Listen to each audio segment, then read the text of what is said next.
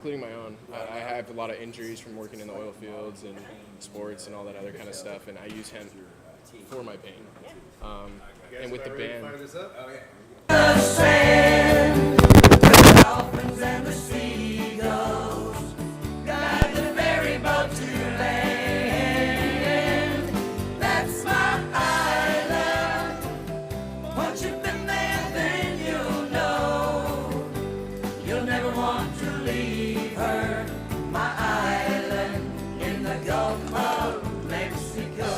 Someone should really talk to Patsy and get her to fix the lyrics of that song because it should be the Gulf of America. This is true. It's a little outdated, but good to be here. It's Island Moon Thursday. I mean, I tell you, it is the Mushroom Cloud of Truth, your Vaughn Wade show. We are broadcasting live from Doc's Seafood and Steaks. And Og, thanks for having us again. I appreciate it when you can stay. It's always fun to get out here in the great wide open, you know. Yeah, exactly. I mean, it's a little humid, and at least we got a little bit of a breeze going, and better weather on the horizon. I'm always excited about that. Absolutely. Well, I got some good stuff for you today. Now, I'll also talk to you about a recent acquisition of a shotgun. I'll brag about. I have to tell you, when you find things, I've been blessed. I may not have been able to find the perfect honky-tonk angel, but I can find good gun deals. But one thing, in fact, I think we're ahead of the curve. Everybody else is starting to pick up on this. We have seen the legalization of hemp, and now a loophole with the delegalization of it. And I've got Curtis Etsy from Smokeville Dispensary. Yes. And Curtis, good morning to you. good morning. Hey, thanks for coming in, man. I tell you, it's always good to have an expert. You have a business. Tell me, what are you guys facing right now? Because it looked like everything was good. We've got a business. We got people paying taxes. We have businesses employing people. And now all of a sudden, boom, come November, if something doesn't change, it looks like that may be no more. Right, yeah. So I do want to make a few clarifications. Sure. Obviously, it's not my business personally. I am the general manager. But with that, I wouldn't say I'm an expert. I'm more giving you guys a general expectation of what I know. You know more than me. Yeah. So that's that. You're an expert here. So with that, I want to say, like, what's impacting us as a business and as just a nation in general. One, we're losing out on a lot of economical profits. I think that's the biggest thing because hemp is used for industrial use. It's Right. used for medications, and it's used for a bunch of other things. Rope, you name it. I mean, rope's the thing everybody knows. Yeah, right? exactly. I mean, but I mean, here's the thing. When it comes to rope, don't try to smoke it. You're just going to get sick. It doesn't, there's that old saying in the Navy, and that guy's been smoking rope. You can try all you want, but it's bad. It's bad. Right. And as a business, obviously, we got to think about our employees. We got to think about stuff like that. And generalizing the sense of that, I mean, we're looking at a stake of a loss of $30 trillion in the United States economy, along with 300,000 jobs lost after this one-year timer's up. So when you're looking at something like that, we're looking at either rebranding or moving on into the future with this whole thing. Right. You know? And we have a year, like I said, and with that, there's obviously things that can change. You're going to have people trying to flip the bill or re-legalize it, or you know Yeah. what I mean. It's a whole thing. Well, I think something has to be done. I have never seen a point. Well, I don't want to say never. I wasn't alive. There's only been a couple points in American history where we could put the genie back in the bottle, and it didn't last for very long. Most recently, you might recall a thing called Prohibition, and that was we had all the men off fighting World War I. Women thought that the reason why men got in trouble with other women is because they were drinking. So if we just got rid of that, that was really the push for it. And so we outlawed alcohol. What do we see? The rise of organized crime. We wouldn't have the mafia. We wouldn't have had if we hadn't had Prohibition, because it gave a product that people wanted that was already a part of the culture, and we were making taxes off of it, profits, and then it all went underground. Right. So, I mean, and I think, this is part of what we've seen.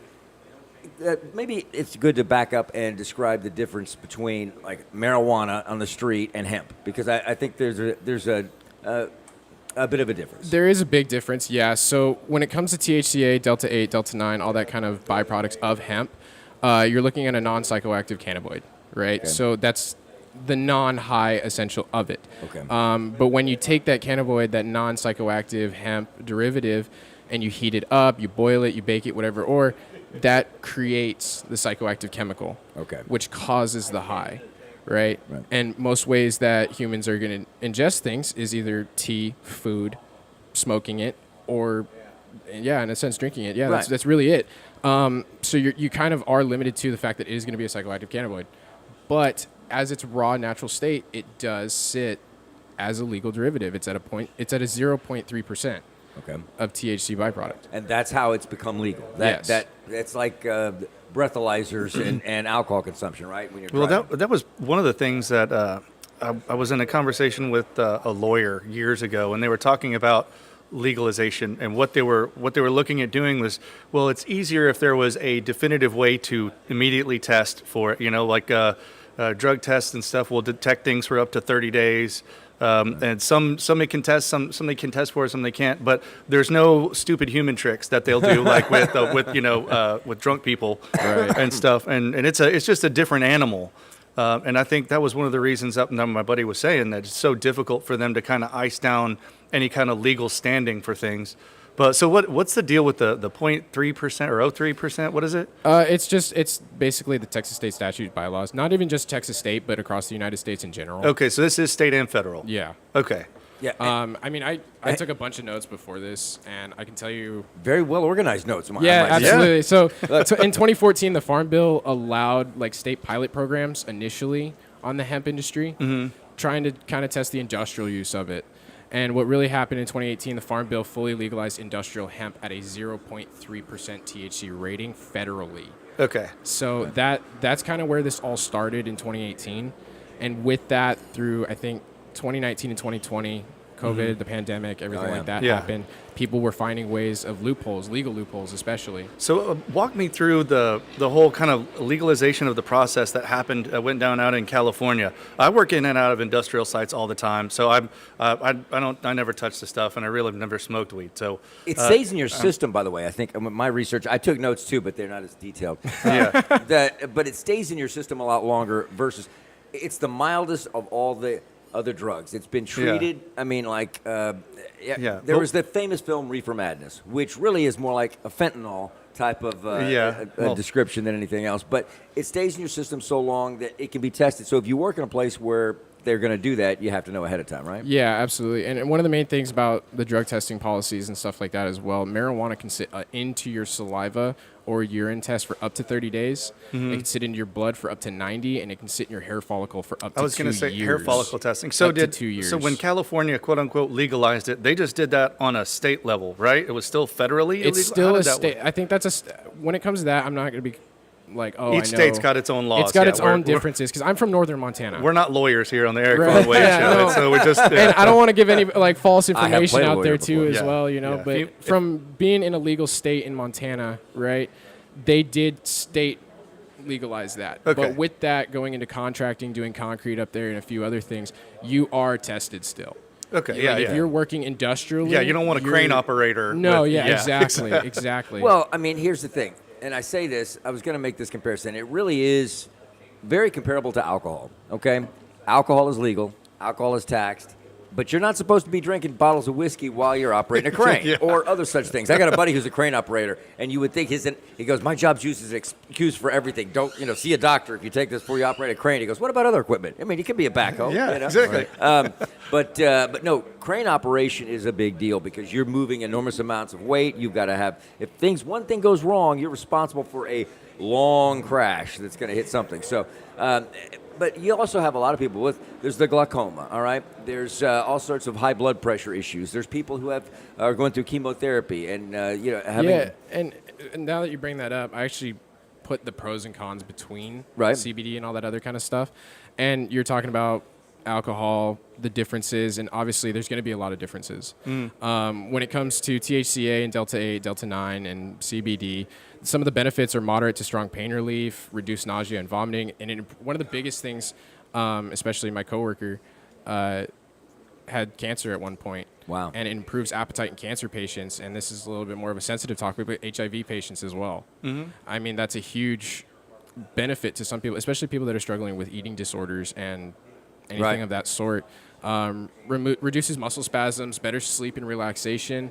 And I know this for the military members as well. It helps with PTSD, anxiety, and pain for them. And obviously the sleep, the anxiety, the pain relief, all that. Right. Something you kind of mentioned earlier, Eric, about everything going underground. You run into, if it's not regulated and you know what you're getting at a certain percentage or level, the underground market, like things laced with fentanyl these days. It's fentanyl's become such a problem. They have commercials and PSAs on every college game about how bad it is. And it's because it's one of those unregulated illegal drug things. And for people who aren't aware, fentanyl is a synthetic morphine. Right. To just explain it basically.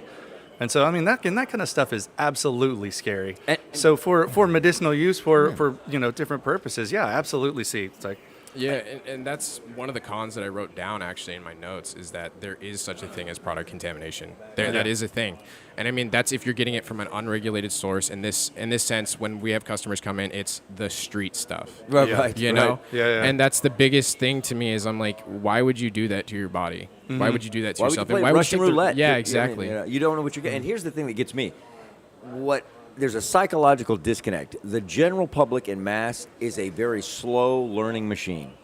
And so in the minds... It took them how long to figure out that disco was bad? Well, it's the polyester. If it hadn't been polyester, look, it's coming back. There's the group of guys I want to hang out with. Yeah. They go spearfishing for sharks, and they go to like Goodwill, and they buy bell-bottom Elvis-like polyester clothes from the 70s to wear because you slick through the water. And somewhere out there right now, Larry Elizondo's just shaking his head at us. You know why? Because he's got a cash cow. If he ever runs out of money, he's got bell-bottoms galore. He was the man back in the 70s. He had a fro and everything. It was big. You should see the pictures. He was, I think they called him Disco Daddy, something like that. Anyway, but I mean, sorry, I digress. No. It's a friend who was on earlier. Curtis is new to all this, and so again, from Smokeville Dispensary, because you see people on a regular basis. It's a business that you deal with, very professional. I mean, this is not like a back alley deal where everybody's looking over their corner and you got a guy in a trench coat. Yeah. I wore a trench coat today, but it's a whole other story. But the thing is now, also, you have to think about the learning curve I was going to get into is that Americans think purity means safety, right? So when it comes to fentanyl, though, it's kind of the opposite because the more pure it is, the more concentrated it is, and the stronger it's going to hit you. And I can't tell you how many rock stars alone have died because heroin was big back in the 70s and 80s. They go into jail, they get incarcerated for a period of time, or they get clean. They come back out and they want to do the same amount that they've always done, except now they don't have the tolerance and they overdose, right? Here, you never know when that's going to happen. There's two people I saw that apparently, I thought it was a hoax. I had to look it up. But two people at a baseball game, I think it was in Philadelphia, a guy and a girl died from fentanyl. They both took a hit right there, and they, had no idea, weren't intending to commit suicide. They couldn't wake them up. They were both dead. Wow. Yeah. I mean, so, and there's, out in, just up north here, shy of Austin, you have the Fighting Unicorns, which is what school is that again? New Braunfels. New Braunfels, right? Yeah. You had 3 kids die out of 5, and 2 almost did because they got a hold of some other drug that was laced with fentanyl. And so, I mean, it's a real danger out there if we don't have some sort of control. That's why I always advocated for a national sales tax as a form of revenue, because then everybody pays taxes when they buy stuff. You don't have to worry about the IRS. You can save tons of money. But this is kind of along those same lines. These products are being purchased anyway, and I'm not a fan of the cartels, but they have this very strong, sophisticated argument, which is you have a customer base you're not serving. We're just business owners. I mean, and it's kind of like, yeah, you're a legal business owner, but there is a demand. So why not have something regulated that you can tax? And one of the biggest things, right, is obviously public safety. Sure. And one of the main reasons for pushing for the ban, actually, and good thing that you kind of brought that up, is the concerns that the THC-containing hemp products, including but not limited to gummies, vapes, drinks, whatever it may be, are being marketed in a way that is appealing to the youthful side of the economy. Right? And supporters want to put stricter regulations on things. They want to check the packaging that we're getting, because obviously you don't want something put into something that I personally would not want something I'm selling to you that has been tampered with. You know, the Tylenol scare of the 80s. Let's not forget that. I mean, we got tamper-proof bottles. I mean, there was no child safety cap, nothing. You just unscrew the Tylenol, and there it is, right? Yeah.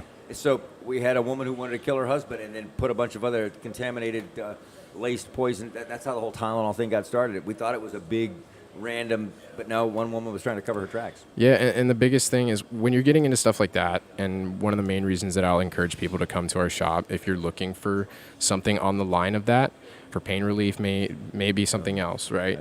You don't know what you're getting on the street. Yep. You don't know the quality of it. For us, we have COAs. We have What is a COA? it's a certification of lab testing of our products, Okay. right? So we're getting we're making sure that our stuff is safe, legal within every statute that it needs to be. Right.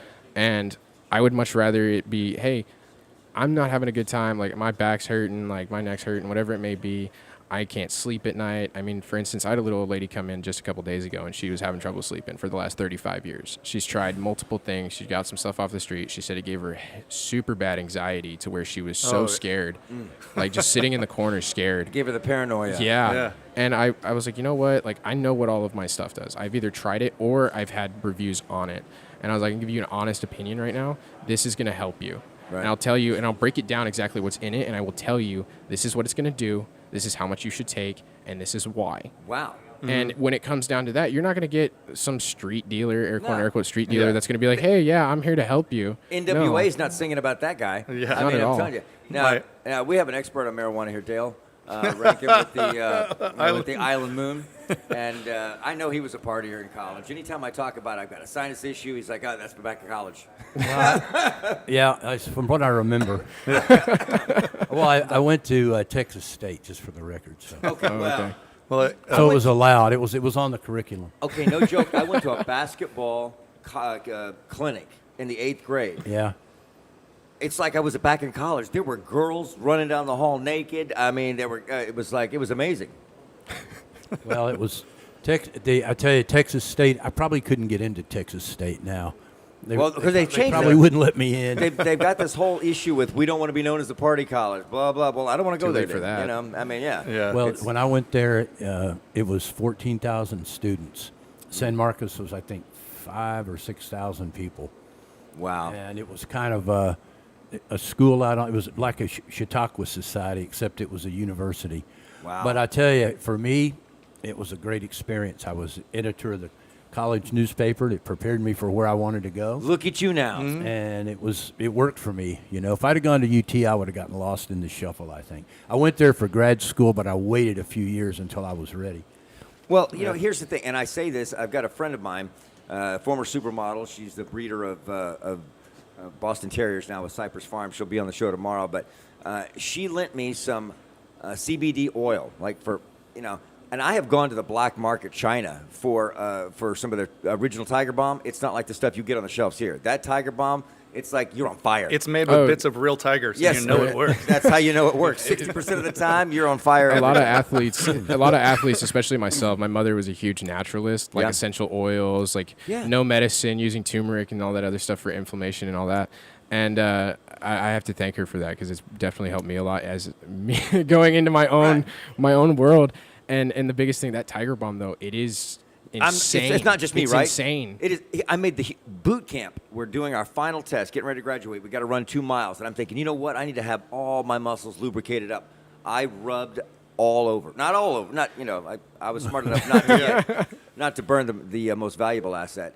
But I read, and I could not stand it. I was like, oh my God, I'm going to die. You think, and we all have this big pharma indoctrinated mentality that if it's a naturalist or you got some sort of herbalist, it's not as strong as going to the doctor. Well, no, they can't prescribe synthetically developed, drugs. But the stuff that grows in the ground is where all our drugs come from. So, the shaman, the whomever it was, if they knew their stuff, there's very powerful herbal remedies that are just like medicine. It's just not taking the processed aspect of it. And so, I mean, we've got a bunch of Aboriginal type people in South America that are hell with spears and and darts, and they're on cocaine all day long. I mean, they're just. I mean, I'm not saying we should do that, but I mean, So you mentioned the packaging and kind of display and sales as the marketing as to what they're doing with a lot of these products now. I can definitely see where that's going, what people are doing. When my buddy went to Colorado right after they had legalized it, he was up there skiing, and he goes into a dispensary and buys this like Powerade that was like THC Powerade stuff, right? Yeah. So he's got it in his jacket, and he gets on the lift and just cracks it and sitting there just taking a couple sips and whatnot and whatever. Gets all the way to the top of the mountain, and he gets his skis on. He's getting ready, and he goes to put it up, and he looks down, and it says servings per container 16. Yeah. He was halfway through. It took him a while to get down the mountain, but apparently he made it safely. it's But snow. It's a giant pile yeah, of yeah. snow. But I'm just saying, I had an experience. I was hunting with. I'm not going to mention Joey Farah's name of Farah's, but I had a headache, and he goes, I'm part Cherokee. Significantly enough, I could have got a scholarship, and so you pick something out of the ground. He seems to know what he's doing. He's part Indian of some sort, So I eat this, and I'm like, man, I don't know if I have a headache anymore or not, but I've dropped my fingers. Can somebody help me pick them up? Mushrooms that grow out in the wild, that's some powerful stuff. I'm just telling you right now. Especially if you get into like black caps or something like that. It's I don't know what it was because I just trusted, and he's like, you're not going to die. I go, but I can't pick up my fingers. So, it was, Dale, you ever had that happen? No. No, I've always been able to find my fingers. Well, it's good.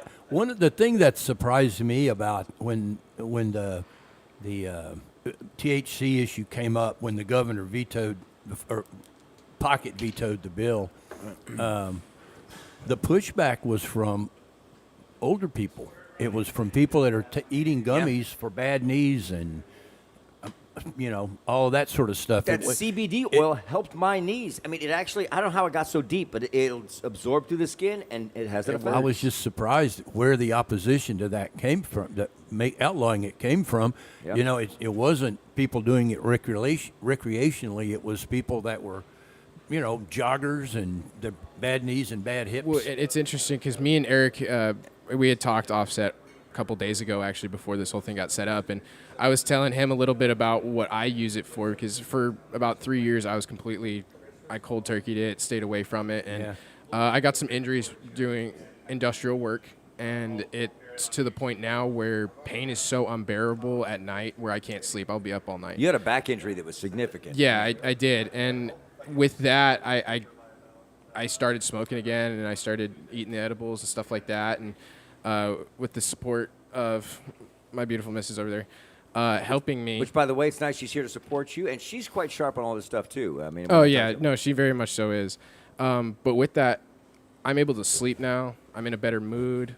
I get to be able to function throughout my day without being like, damn, my back's killing me, Because pain will, and I know this because I went through chronic pain for 3 years of a different type, but it makes a lot of things seem intolerable that normally might not even be noticed. It's just, and here's the thing though, and I say this, it's part of the benefits of becoming mature.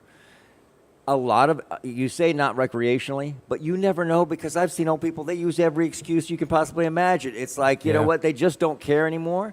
They're not doing anything wrong. They're not hurting anybody.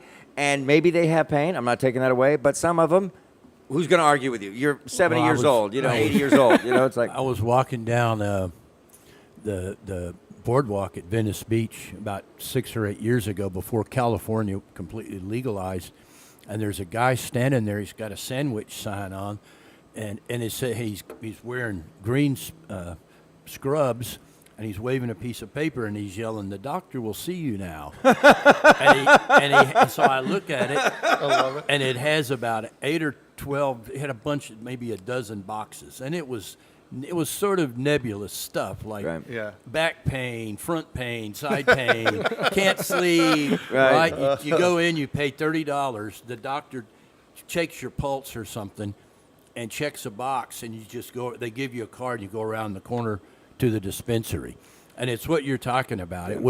It basically was recreational use disguised as medical use, which is what Oklahoma has also done. Right. They didn't realize legalize. it. Okay. There's 20. But it's medicinal. There are 1,200 grow operations in Oklahoma and 2,200 dispensaries. Every convenience store you go to in Oklahoma now, convenience store, Indian casino, dispensary. Yeah. Wow. And they're everywhere. Well, and it's not legalized. It's Yeah. medicinal, but they didn't define what the conditions you have to meet for medicinal. Well, That's what I love about this. And again, we're broadcasting live from Doc's here on the Eric Von Wade Show. Oggs has been gracious enough to stay here today, but we're talking about hemp, the legalization, and now the looming delegalization of it. One of the reasons why I love Dale Rankin, not only is he a wild man, a crazy party guy, he can write a newspaper, but he can also contribute. And, of course, we've got Curtis from Smokeville Dispensary here in Corpus Christi. We're talking about what happens. November is not that long away if you're a business, because things, move slowly. It takes 2 years to get a business profitable in most cases, sometimes a little longer. here you've got people who've invested a lot of time, a lot of money. They're employing people. And see, I think it's a great thing that I mistook you for the owner because you have a vested interest in the success of the business to a degree in which it's a great thing when you have managers and people think they're owners because that means they care about the business. And it's not just going around saying, I mean, you never introduce yourself as such, but when you know enough about it, you care enough about it, you're willing to come early in the morning, all the way here to Doc's. I mean, you can stay for some good food, but it's a commitment to something that you care about, and that's the kind of employees we want to keep around because it's professional, it's responsible, and honestly, I'm not one of those that argues, let's just legalize everything because the kids will do it anyway. But honestly, this is not, I mean, like, I'm a high-functioning alcoholic. That's the biggest compliment I've ever gotten. You give me alcohol, I do things better. I get to that certain point, I don't slur my words. My coordination's fantastic. I get extra handsome. And You it's can just, walk a straight line and say the alphabet backwards. if we had a stupid human sobriety test Olympics, I guarantee you I'm coming in at silver or gold. I used to do that. But they used to do the thing when I was reporting it in doing television. They would have this thing once a year where they would take you out into a parking lot and put out cones. Right. And you would go through the course, and then they would give you a couple of drinks, and you would do it again. Yeah. Well, we're reporters. We're in it. That's dog bites a man. We don't care about that. Yeah. So the first time through, before you had the 2 drinks, hit a 2 or 3 cones. Yeah, exactly. And then after underperform initially, then you do it perfectly. The second time around, it completely threw their program off. And again, though, some things, we have the stereotype of the stoner, right? And how people, well, look, I can tell you by accident, right? Because you can pass some THC from woman's saliva to man. I think that can happen that way. And so you have to be careful how long you kiss. But the thing is, nobody got the joke. I had to add that in. It was pretty good, yeah. Okay. But saliva helps heal bruises from skydiving as well. There's a lot of things. But there was a Vaseline wrestling competition at this one bar. And so there was a small girl, and she was getting herself whooped every time, right? And so after that, you hit that right amount of buzz. I was remembering tactics from special ops training. And I'm telling you, I was bad. So, but then we ended up wrestling, and she never got back into the thing. So, I mean, but she was good after that. Well, I'm not clear on, maybe you guys have already covered this.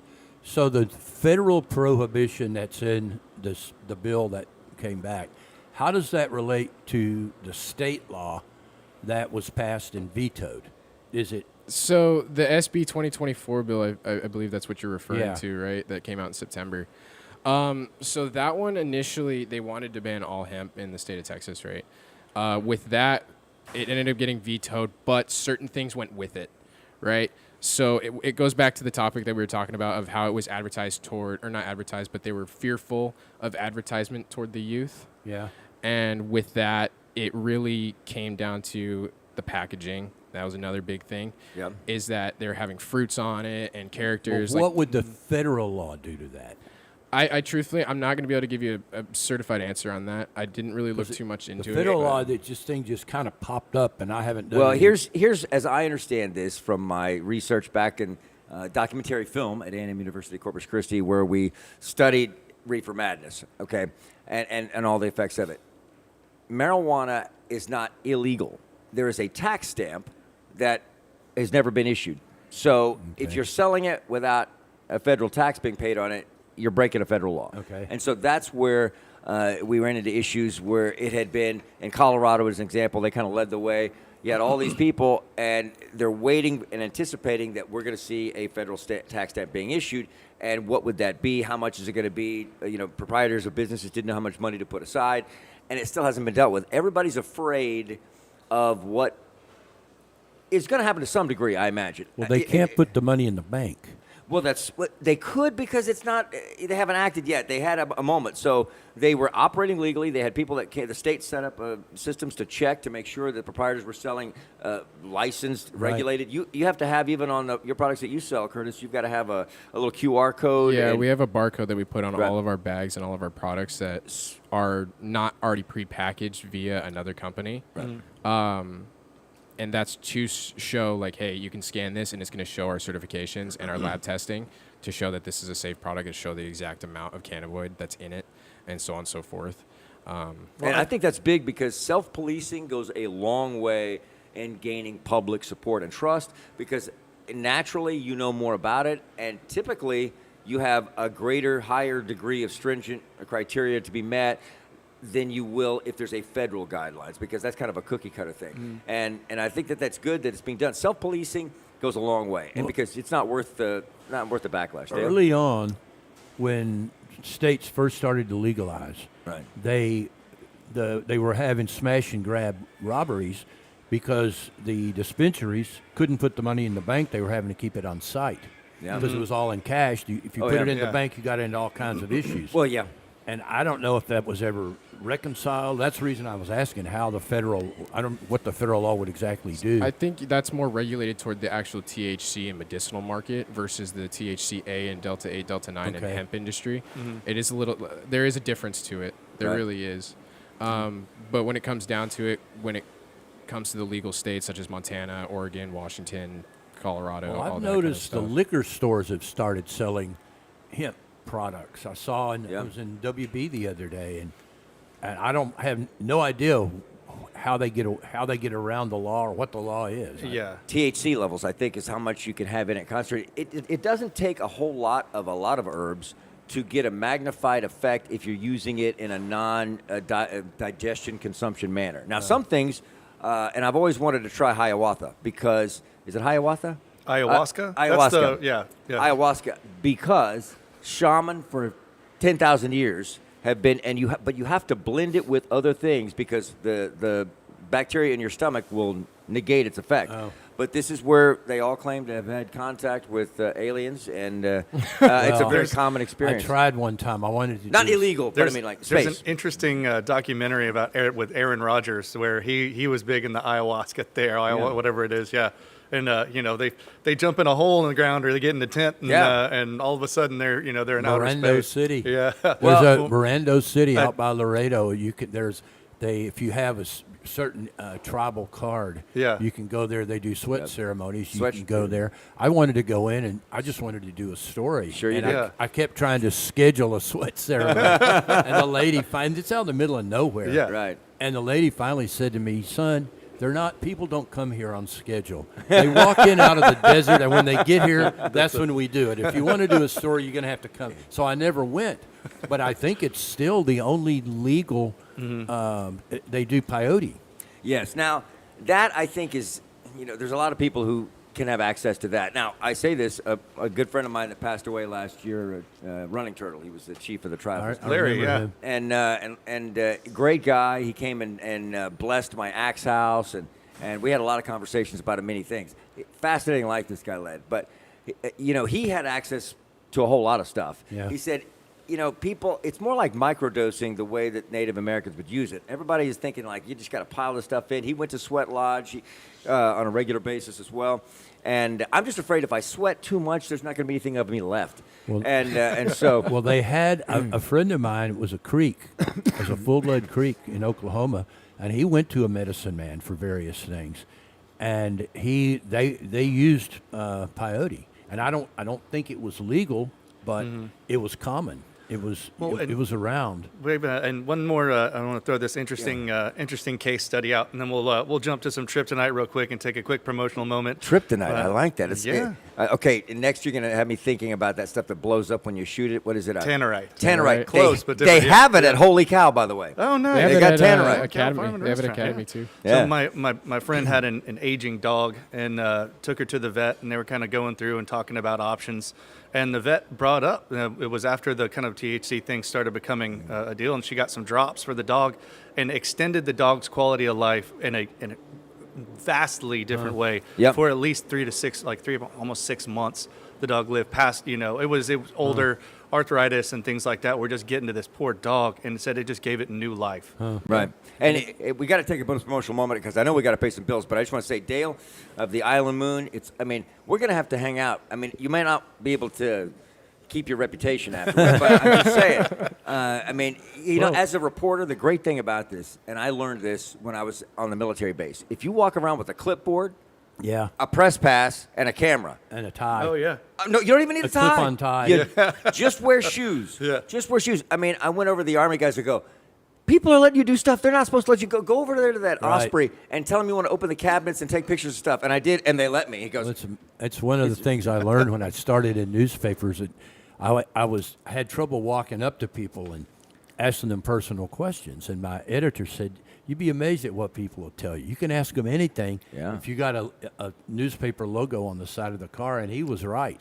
Once I started doing it, you could, it's amazing what people will tell you. especially if you're sitting next to him on an airplane for a long trip. Because You're talking about oh, jeez.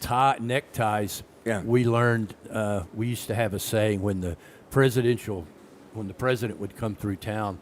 We always had trouble with Secret Service. They were always hard to deal with. Right. And we had a saying that I handed him his tie. And what that meant was those guys would wear clip-on ties. Yeah. Because they didn't want you grabbing them by the tie. Oh, yeah. Yeah. And so, if you got mad at one of them, you just yank his tie off and hand it to him. Take Right. that with you, buddy.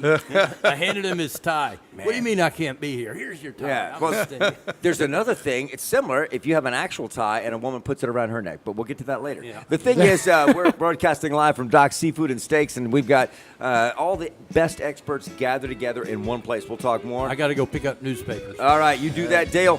And hey, it's not often you get this much talent in one place, but we'll have more of it back in a second on the Eric Vaughn Wade Show with Retro Country 105.9 and 103.3 FM. Don't forget to download the app Retro Radio CC. Everybody's hanging out at JB. The Jeep is getting sandy. A sunny day and we're feeling fine. My girl is barbecuing weenies, shaking her bikini. Nothing like the beach in July. Calling all your girlfriends, surfers up this weekend, starting with about 5 to 9. My dog is getting lazy. All these beaches crazy. Thanks to that tequila and lime. Tequila and lime. Here's to that tequila and lime. Thank you, tequila. Man, I thought I'd seen it all and heard it all before. These but I've never are seen so kind many of times condenser girls on mics, 4x4s. and they're kind of It's side something addressed. to So you'll get people that like turn the mic down, or you can, if you're listening to headphones and you turn, you can hear and get quieter, and they'll kind of guide you back to the microphone. Some people will Jose consider that O'Donnell or very Spallone make you feel alright. I'm feeling alright. You're feeling alright. Pour yourself a shot of Mexico and grab a lime. Here's to that tequila and lime. Thank you, tequila. Here's the thing. That's awesome. Tattooed by Odin himself.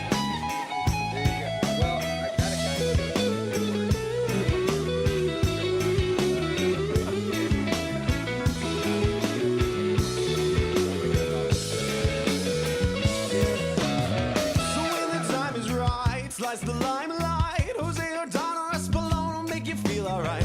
I'm feeling alright. You're feeling alright. Pour yourself a shot of Mexico and grab a lime. Here's to that tequila and lime. Thank you, tequila.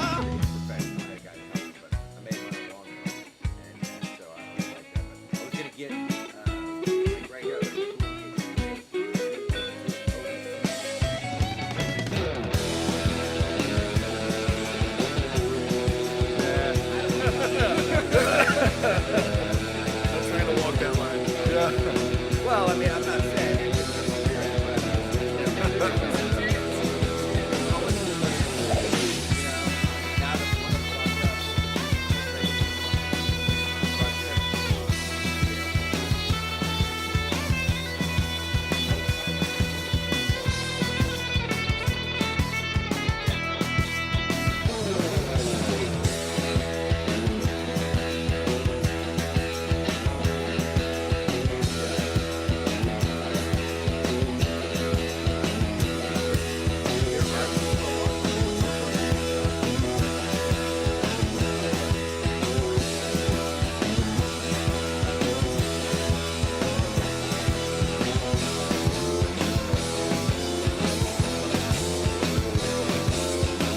You gotta watch out.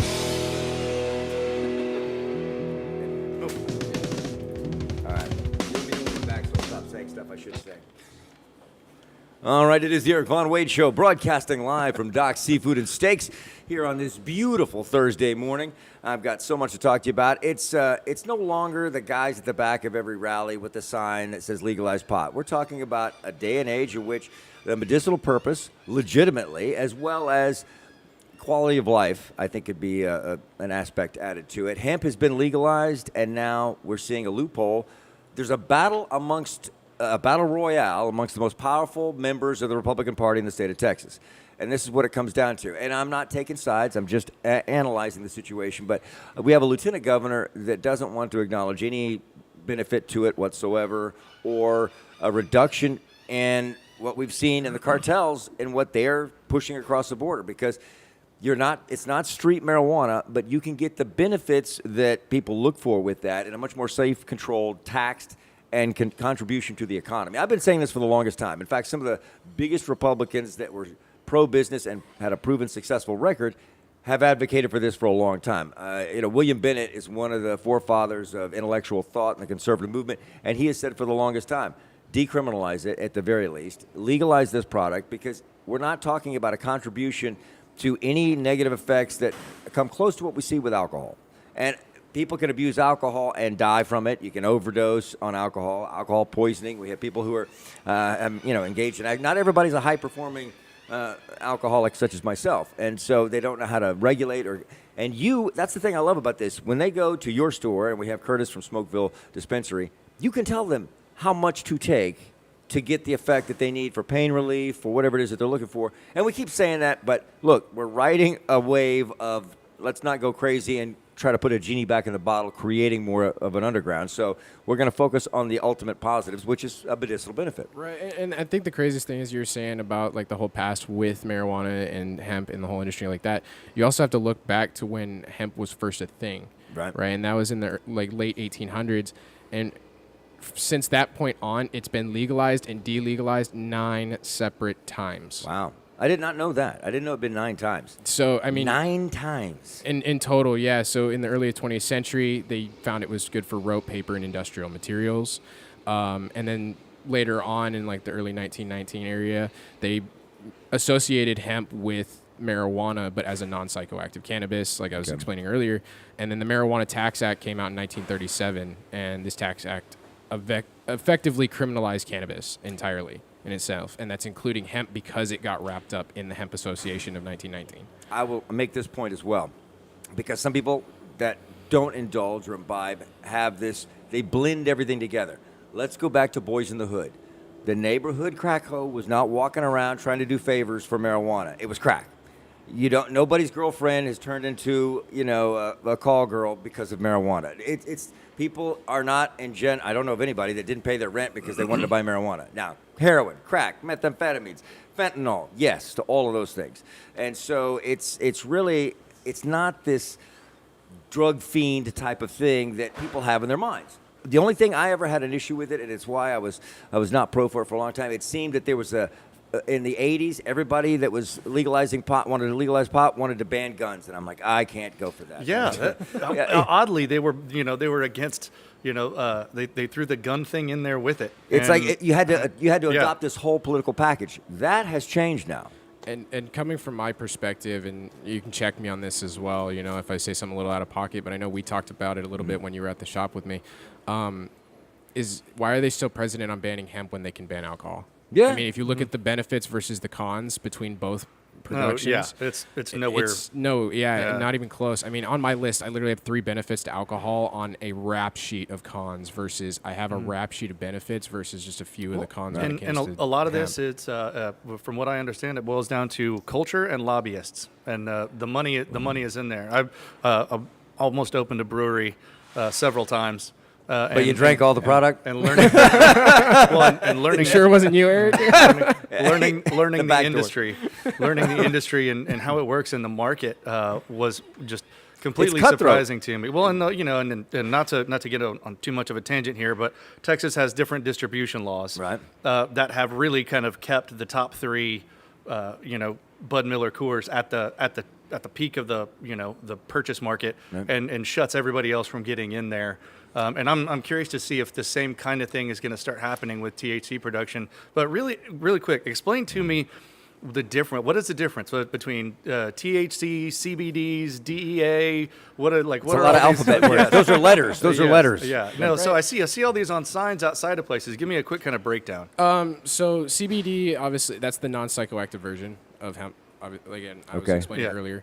When you get into THCA, Delta 9 and Delta 8 and all that other kind of stuff, you actually have Delta 10, Delta 11 and all that, but those are kind of That's just... one more than 10. Right, yeah, but those are just kind of often in the yeah. abyss somewhere Right. when it comes to this whole conversation. THCA is going to be just a raw, non-psychoactive cannabis. When it gets lit, cooked, all that other stuff like I was explaining, it turns into raw THC. Okay. Delta 8 and Delta 9 are the chemical byproducts of THC that give you the psychoactive effect. Okay, I'm getting an education already. Yeah. About 3 years ago, some guy came around who had a business that was going out of it. I guess that's when they were, whatever it was. I wasn't paying attention to all this. This is what I got after the fact. I was a complete innocent young child with an axe throwing business. And so I like Cheetos.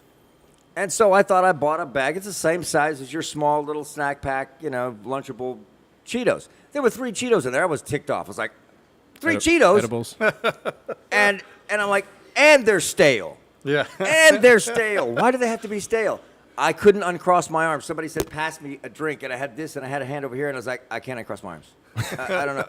I stared at a wall for an hour. And that really comes down to, like I was saying earlier, when it comes to the packaging and stuff like that, is that they are advertising this stuff as it's the actual Yeah. Cheeto bag, but Right. then they'll put in small, minuscule letters or numbers or whatever and say D9 or THCA or edible or something of that Yeah. sort, right? I think it was a D9, and I'm like, So- but I didn't see that until, because I don't Yeah. wear my reading glasses all the time. And one of the main thing is about the different strains and the different byproducts of it. Delta 8 is actually going to be the weakest point of it, right? It's the most mild version. You can take it, you'll feel all right. Delta 9 it's the difference between getting disciplined by your mom and your dad. Oh, okay. D8's your mom, D9's your dad, and it's like, oh crap. The belt's off. Yeah. Look No, out. I feel It's not just any belt, it's the one with the spikes and the diamonds in it. And he's about using the razor strap. Yeah, exactly. I had a volunteer at the time with a handlebar mustache who was way too young to have it. But anyway, he had a voice that was made for radio. I kept saying, I don't know where he is now, but wherever you are, you should come on the radio show, because he had this voice that was like, he sounded like a 300-pound, 50-year-old man, but he was, and I go, they said this was a D8. He goes, oh no.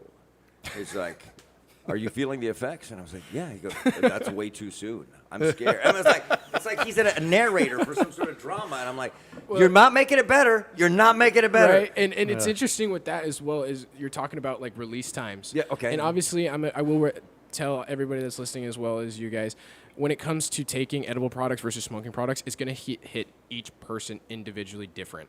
I mean, some people have a type of protein in their liver enzymes that will prevent them from feeling effects of edibles. Interesting. I mean, for instance, her over there, and she will take Referencing more. the beautiful wife. that you Yes, have there, yes. and with that, she'll take, I want to say, almost 4,000 milligrams of edibles, not feel a thing. Wow. Not feel a thing. I'll take one of ours over at our shop. I'm dead. It puts me down like a dead dog. See, And this I'm is- 3 times her size almost. Yeah. I have to be very careful because I have a high tolerance for alcohol, very low tolerance for, and it's always somebody, ha, let's put this in Eric's food, and so I'll be in the fetal position and not be able to move, and we're supposed to pack up and leave from the hill country, and somebody's, where's Eric? And are you in the bathroom, Eric?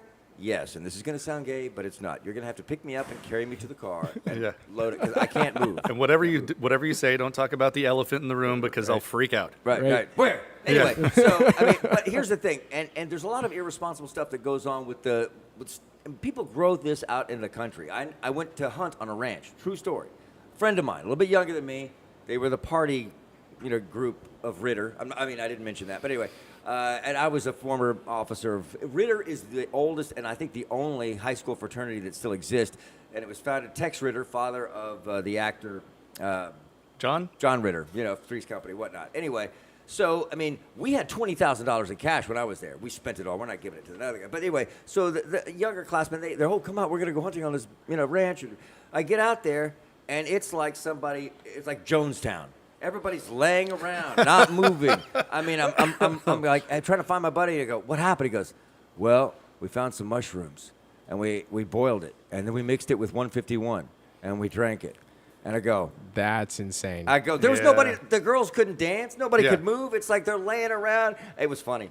But it was also a wasted trip. I go, I drove an hour out here for this. And he's like, if you want something, no, I'll pass. But this is what, now luckily it was mushrooms that I don't think they were going to die from it. But I mean, these are the funny stories. There's a bunch of sad stories when kids are like, I'll Yeah. try this, and they don't know who they're getting it from. And there are sick people out there who are putting dangerous things and elements to see what happens, and I think it's just it's a tragedy. But the oil for for pain, bruises, man, it really works good. Yeah, and one of the main things, like you're saying, like kids wanting to try just about everything, right? Yeah. Is you got to worry about the fact of if they're getting it off a street dealer. Once Right. again, you got to worry about what's in there. You got to worry about what the cross contamination is. Right. One of the main worries and a reason why they want to push for a ban as well.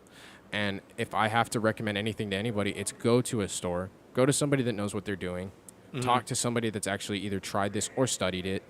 Like, get some sort of professional. Educate yourself, Yeah. like you would anything else you're interested in. And that's something that I'll tell people as well. We sell mushroom bars and stuff like that as well, and they're regulated, they're legal, all that. But I tell people, I was like, make sure you read what you're about to intake, because either you're going to accidentally take too much and freak yourself out, or you're not going to take enough and you're not going to feel anything, and then you're going to be like, wow, this guy's kind of a, Yeah, well, and like you said, everybody's body is different. You're going to process it differently than someone next to you. So Right. it's do your R&D. I mean, some days, and here's my question. Intake of food, does it matter if you're like hungry on an empty stomach versus having a full meal, how it affects you? It does. So one of the main things that if you've ever smoked or done anything like that, never got high, it's always the same thing. When am I going to Whataburger next? Well, or I there's- mean, I hear Taco Bell is popular as well. Right? But I mean, yes, the chocolate malts, they say it makes everything taste better. I do like to eat.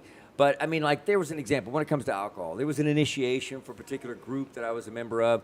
And over the course of a few hours, I had 2 Everclear margaritas, 22 double shots of tequila, 2 mouthful shots of Jaeger. And I before you know it, I mean, somebody that I know, and they were about to start anchoring the news, passed out at a table for a little while, got up, beat some women at a dance contest, and then couldn't open their eyes and had to be carried back over rattlesnakes, up 7 flights of stairs, and then was found streaking naked down the beach later. I mean, these are the sorts of things, and that's just alcohol, which is legal. There was lobster as well there, though. yeah. And it's also with that, like you're saying about the whole empty stomach. I do think if it comes to edibles, and you're actually ingesting it, that is a huge factor. Right. That will absolutely, I mean, anything you do, even with alcohol, they tell you don't ever take shots on an empty stomach, because what usually happens, you're going to throw up, you're going to get whatever else. Too much, too quick. Yeah, way too quick. With this, it's gonna release a lot faster. You're going to get a lot higher, a lot quicker. When it comes to the smoking aspect of it, obviously you're ingesting it through your lungs, and your lungs have blood vessels, and it carries it through your entire body. I mean, any How basic does it anatomy. compare? And I know we're running close on time. I have so many more questions to ask you, but let's say an individual takes everything to an extreme degree of competition to win, and they can hold their breath for a very long period of time. How long should you hold your breath if you're smoking the THC? I think that's up to user discretion. I mean, for Because myself, 3 minutes may be too long. right? So for me personally, whenever I'm doing it, I usually do a 5-second count. Okay. And that's for me. I know that there's people that'll hold that until it completely devaporizes in their lungs, like it fully sets in. And I will never recommend that to anybody at all, because you got to think about the Yeah. lung damage that you're causing with that. That is Yeah. hot. I That is mean- very hot. I mean, I'm just saying, I know of a guy who, he could always hold his breath longer than anybody else, but even a short amount of time for him was longer, and he was always in the fetal position and not ever, it's like too much laying down, cold sweat.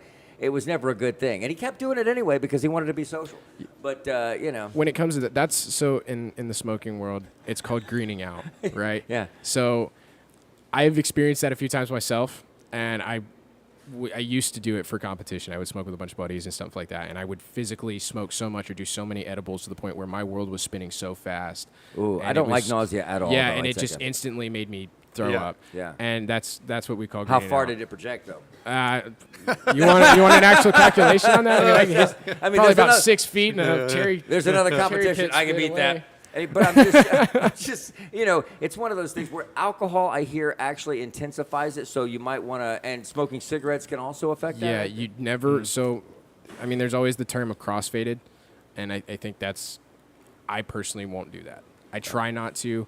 I'll stay away from that because, yes, when consuming alcohol while under the influence of hemp or some sort of cannabis, it will increase the effects of the cannabis tenfold. That's where some people could be. I'm going to tell my friend that's probably where he's been going wrong all these years. Is that you drinking too much alcohol, you can't But just once add again, that in. once you know? again, I'm saying that's for me. Yes, but yes. that cannot be for the Yeah. next person. That's But I say can for see you where that's or, true. I mean, you know. it makes common sense. Like, okay, and I say this because some people apparently don't get it. If you're in professional wrestling or football, do not mix steroids and cocaine. It's just an obvious, you go nuts, they're killing their family. I mean, it's always that combination, steroids and cocaine. Don't mix. One or the other, but not together. You know, I mean, I'm not advocating either. I'm just saying. when all this, I know very little about marijuana laws. Once all the kind of legalization and things started going through, people were talking about growing their own plants. And someone, I don't know if it's a urban legend or a myth or something, someone said something about you can only have one plant if you're growing your own. Are there any laws about growing? So, from my knowledge, at least, I'm not sure what it is per state, right? Okay. And obviously, we're talking about legalized states such as Montana, California, and all that. Me being from Montana, you were legally limited to 6 plants unless you had a license. Because It's a state by state. yeah, thing. so and it was. We would go driving through the backwoods of Montana, right, and you'd see 32,000 acres of just straight marijuana. Oh my God. Like it That's was a lot. No, it was insane. But that is a commercial grower. That is a Okay, dispensary okay. that owns that field. That's not some kid Yeah. in his Yeah. parents' backyard, right? So from what I remember and what I believe, and you guys can fact check that, and I'm not entirely sure, is I believe it's 6 plants in the state of Montana. I'm not sure what it is up in Washington or Oregon or California or Nevada Yeah. or whatever else. You Yeah, know. we're not lawyers. If you want a lawyer, go to Scott F. Lemansky. There you go, because the F stands for fantastic. I'll tell you this, though. He's squeaky clean. He's a literal Boy Scout, literally a Boy Scout, and an expert on green cactus. His middle name was Cactus, or it's still in there somewhere. Anyway, but he's a cacti expert. Now, here's the thing, and I've always wanted this.